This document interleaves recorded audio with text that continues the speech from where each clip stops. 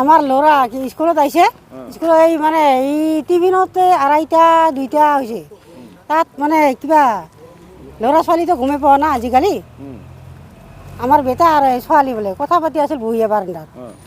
কথা পাতি থাকোঁতে মাষ্টাৰ দেখিছে মাষ্টাৰ মানে মূৰত দৌৰিয়াই পচকুটি থাকৰাইছে পিনি আৰু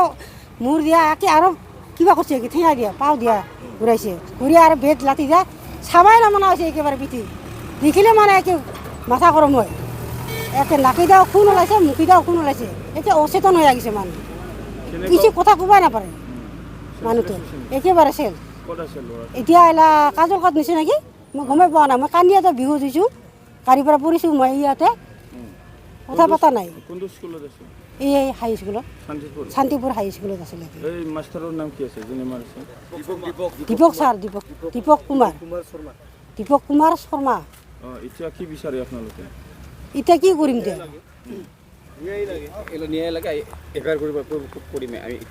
এতিয়া কৰিম আগে আমি এফাৰ কৰিব আহিছোঁ আগে আমি তাৰমানে আজি আমাৰ ভাইটি পুৱাতে বেলেগ দিন অহাৰ দৰে আজিও পুৱাতে ঘৰৰ পৰা খাই বৈ শান্তিপুৰ হাই স্কুলত তেখেতে ক্লাছ 9ত পঢ়ি আছে নাম তাৰ চৰণ ৰায় পঢ়ি থকাৰ অৱস্থাত ঠিক টিফিন টাইমত তাৰ বান্ধৱীৰ লগত বোলে কথা পাতি আছিল ভাইটিয়ে কথা পাতি থাকোঁতে শান্তিপুৰ হাই স্কুলৰে সহকাৰী শিক্ষক তেওঁৰ নাম দীপক কুমাৰ শৰ্মা দেৱে আমাৰ ভাইটিৰ ওপৰত বেয়াকৈ আঘাত কৰে মূৰত ধৰি বাৰান্দাৰ পচত আশ্ৰয় দিয়ে লগতে ৰুমৰ পৰা লাঠি আনি পিঠিত ৰাছাৰটো অলপ হাড়টো ভাঙিছে নেকি তেনেধৰণে লাগিছে এতিয়া ৰিপৰ্টত গম পাম আৰু বুকুত ধৰি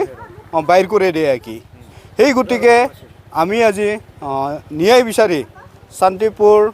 পুলিচ পোষ্টত এফআইআৰ কৰিব আহিছোঁ যেহেতু তেওঁ শিক্ষকজন কঠোৰতম কঠোৰ শাস্তি পায় সেয়ে কি ধন্যবাদ মাষ্টাৰৰ লগত আপোনালোকে আলোচনা কৰিছে আমি প্ৰথমতে ঘটনাটো গম পাই